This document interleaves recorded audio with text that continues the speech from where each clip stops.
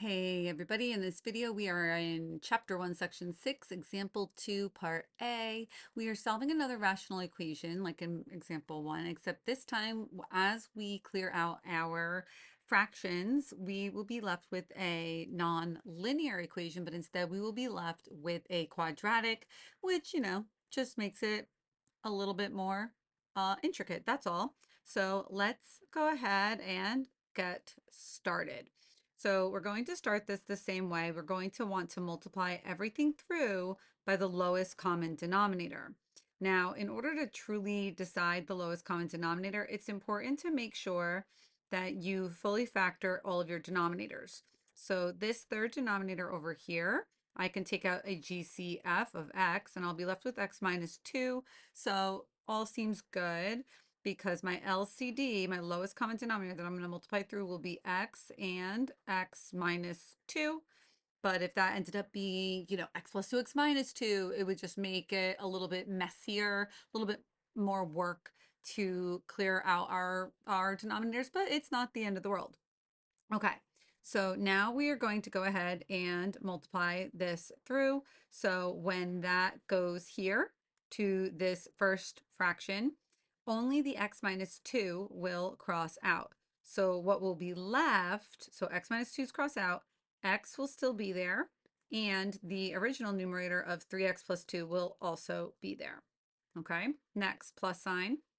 And next, when I distribute to the next part, the x will cross out from the bottom with this x over here.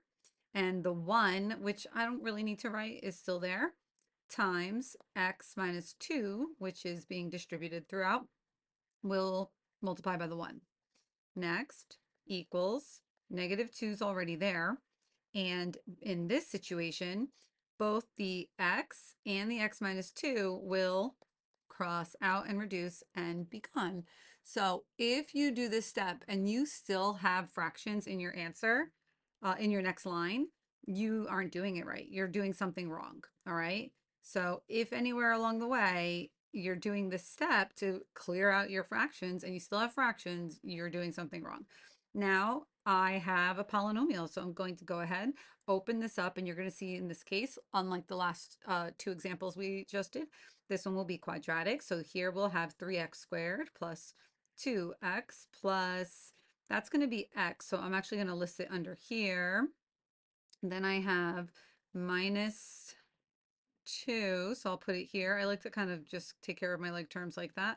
And then that's going to come over, so that plus 2, it can go under here, because I'll add it over. I get equals 0.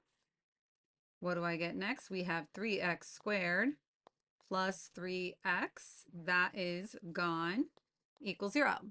So now I am really set up. I'm in a good position. I have a quadratic equation. It's a polynomial. I already have it equal to 0. And the way I'm going to solve this is with zero product property. I'm going to factor and set each factor equal to 0. This one looks pretty easy to factor. I'm going to start by taking out my greatest common factor of 3x. If I take out 3x, for anyone that needs a, some people might, refresher, 3x will divide out of that and out of that. You reduce each one like its own individual fraction, so don't forget. So 3x comes on out, and I'm left with x plus 1 equals 0. Then the 3 doesn't matter, okay? That x is like having an x minus 0, and then you have an x plus 1. All of this equals 0. This 3 is a constant. It is not a variable. There's no variable involved. Can 3 even equal 0? No, that makes no sense. So it wouldn't give you an answer anyway. So we don't even need to consider it. In this factor, even if there was a power out here, that wouldn't matter. You're just setting the inside, right, of the factor. You're saying the inside equal to 0. And I'll get x equals 0, right? So x equals 0 is one answer.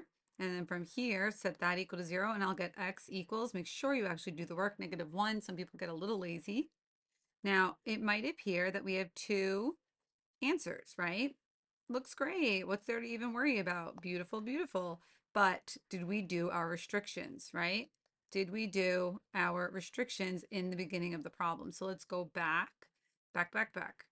Looking at our denominators. What are our restriction. So right here, we have an x in some of our denominators. So what does that say about our restrictions? Well, that tells us x can't equal 0, right? And do I have another one? I believe we do. We also have, oops, that's not a highlighter. Hello. We also have x minus 2. And that one gives me another restriction. That restriction being x cannot equal 2. So 0 and 2 are off limits. Now, if we go back down to the middle, we said, if I just rewrite them, x can't equal 2, and we said x can't equal 0. Do either of these answers interfere with the answers I found by solving algebraically? And the answer to that question is indeed yes. Right there, I found that 0 was a possibility. It was a contender for being an answer. So this right here is eliminated. Maybe don't scribble it out where no one could read it. Maybe let's just draw a nice strike through it. And we will label it as extraneous. So we want to indicate our extraneous answer. And then that is our final solution to this rational equation. The final answer is x equals -1. And our extraneous solution, in case we are asked, did you find any extraneous solutions? What were they? Our extraneous solution is 0, and our restrictions were 0 and 2. Not every single equation will have one extraneous. Sometimes every answer you find is extraneous, and sometimes none of your answers are extraneous. Sometimes everything works. So don't jump to any conclusions, just work it all the way out. I'm going to do part B in a separate video, but maybe you want to try that first on your own and then come back and check. All right, that's it for now. Check the description box or the playlist, whatever you prefer. Adios.